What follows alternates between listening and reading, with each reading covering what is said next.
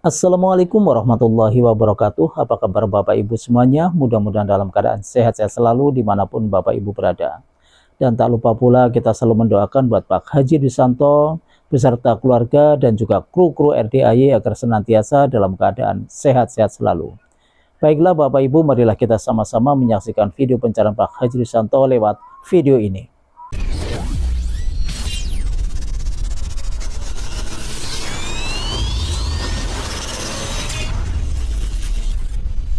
Alhamdulillah dia cair 100 miliar.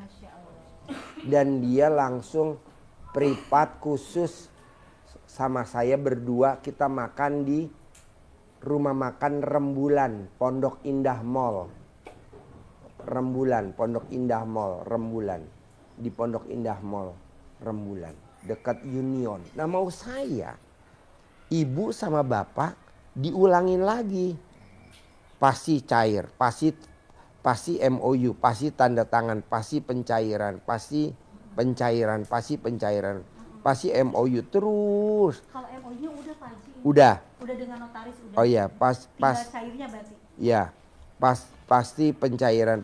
Nah, kedua Pak, ini kelemahan kita nih Pak, Bu. Tamu-tamu RDAY ini kelemahannya. Bukan nggak terkabul, cuman kelemahan tuh jadi terkabulnya jadi kendor. Nah, lama gitu. Iya agak lama. Nggak taunya apa? Karena kita suka berharap. Iya. Jangan dong. Kita suka berharap. Berharap dalam arti kata, kok nggak jadi pencairan? Kok belum pencairan? Gitu ya? Kok diundur? Nah itu yang ngeblok. Ngeblok. Jadi walaupun diundur jangan ngomong gitu. Jangan, karena kan negatif nggak boleh Pak. Jadi dalam susu setempat susu apa namanya tuh? Kalau istilah dulu, Susu sebelanga. Nggak boleh setetes tinta atau nila. rusak susu sebelanga. Jadi susu sebaskom kalau ketetesan nila itu rusak susunya. Jadi yang udah kita bangun, keyakinan yang ada di pikiran kita, di hati kita, yang udah kita bangun, yang udah kita idam-idamkan, yang udah kita ini, coba jangan sampai keblok. Kalau sampai keblok, nggak bisa. Begitu. Kok begitu Pak Haji? Iya, cuman hal kecil lah nggak boleh. Nah coba mulai nanti Ibu pulang dari sini, harus ada kata pastinya di muka. Pasti pembayaran. Terus. Karena nanti Haji Marco cerita tamu RDAY yang buka restoran di Jakarta Barat. Itu restoran masih ngontrak 3 lantai. Dia mau itu restoran jadi milik, tapi nggak mungkin karena kan dia buka harga 6 miliar. Sementara dia duit dari mana 6 miliar? Akhirnya dia nonton YouTube RDAY, dia praktekin dan sekarang itu restoran udah jadi milik dia. Cerita Bos. Ibu itu punya restoran udah ngontrak 5 tahun.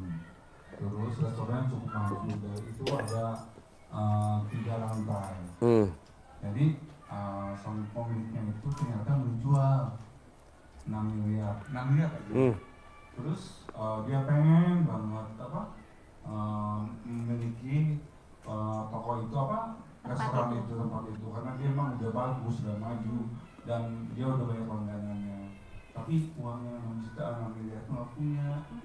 Terus beliau kemarin itu testimoni Pak Haji kesini, dia pakai ilmunya karya lokalnya Pak Haji, suruhin berhubung di bawah itu ada restoran, di atasnya ada tempat karaoke atau apa.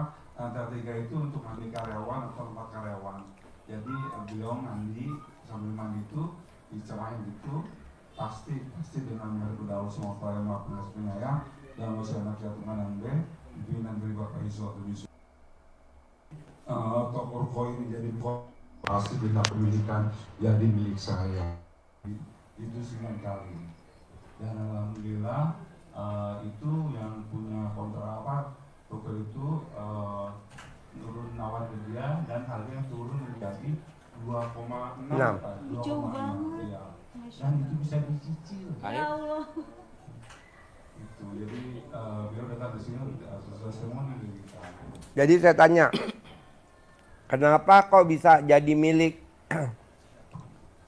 Yang bikin saya jadi milik itu pada saat dia colek nanti ditempelin di dinding jadi milik, dia tidak pernah terbersit sedikit pun. Bayarnya pakai apa? Oh iya. Duitnya dari mana? Itu yang bikin keblok. Oh nggak boleh? Nggak boleh. Coba terangin. Iya, karena beliau itu juga ngambil los aja, bahasanya itu los aja, bisa yakin aja walaupun nggak terpikir misalnya uangnya belum ada atau uang dari mana kapan, pokoknya beliau cuma yakin oh itu berapa nempel ke dinding kamar mandi pasti ruko ini jadi milik saya, pindah ke pun miliknya menjadi milik saya pribadi, pasti uangnya ada. Jadi niatnya itu bukan kebeli tapi jadi milik. Oh, jadi milik. Oh, jangan dipikirin. Nggak boleh. Ngomong aja. Kita tuh rata-rata tamu RD hajatnya lemot karena keblok. Keblok tuh gini Bu. ATM kita masuk ke dalam mesin, kita pencet pinnya salah. Ini ATM-nya ada ini. Keblok. Ada ATM-nya. Keblok. Akhirnya kita mesti lapor dulu ke bank untuk buka blokiran. Nah, ibu mesti ke Allah dulu mohon ampun karena ibu udah lancang. Dalam arti kata lancang, kok sampai tega-teganya ya hambaku ngomong dari mana? Iya, kok belum cair. Kurang Bener nggak ya, kok gitu, kurang iya, saya kurang apa lagi ya? Oh, itu nggak boleh. Nggak boleh ngeblok, Bu. Iya. Ajalin. Karena kalau di sini kan kata Pak Haji harus yakin ya tingkat dewa dan jangan protes. Kalau makin protes makin jauh. Dan yang kabul itu Allah, bukan Pak Haji, Iya, bukan Pak Yatim, iya. tapi Allah. Jadi kita cari dunia Allah dan terserah Allah aja kapan maupun di mana, kapan, berapa, terserah Allah aja. Itu yang bikin kita tuh kalau dinolin sampai kita nggak ada istilahnya kapan ya, di mana ya, berapa duitnya itu udah ngeblok aja. Jadi usahain dilupain lah itu terserah Allah aja. Langsung kita kunci, gue yakin. Jangan ngeok, aduh. Ya Pak Haji, ini kan saya tanda tangan 26 Juni dengan notarisnya di Jakarta. Nah, apakah ini perlu dicamahin kayak gitu? Bisa. ATM-nya. Bisa. Kan ATM gironya udah bikin. Iya. Apa ininya atau ATM yang dicamahin? Itunya. Ininya aja MOU-nya, pas ada tanda tangannya gitu ya. Tapi kalaupun ibu camahin, kan ibu udah keblok. Oh, jadi gimana tuh? Kan tadi ibu udah kepikiran tadi tuh ngeblok. Di itu dulu, dibuka dulu blokirannya. Gimana? Contohin Pak Nasrullah keblok, dia sholat taubat apa coba? Pak Nasrullah, penulis buku Magnet Rezeki. Iya, kalau Keblok. kita keblok itu Iya. berarti kan kita terhalang. Nah, halangannya ini harus ibu buang. Harus ibu buang. Ada dua cara. Yang pertama, yang instan, pasti harusnya boleh yang instan. Iya, boleh instan atau Kalau apa? yang instan di blok itu seperti halnya ibu melanggar, mobilnya ditahan di polsek, di polres. Cara mengembalikan mobilnya gimana caranya? Ditebus Ditebus. Dengan apa nebusnya? uang, Bayar apa namanya? denda. Bayar denda.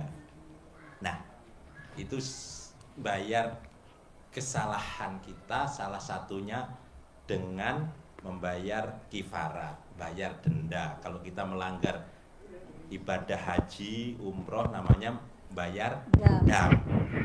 Kalau kita nggak bayar dam, nggak bayar denda, mobilnya bisa ditarik nggak? Enggak. Nggak bisa.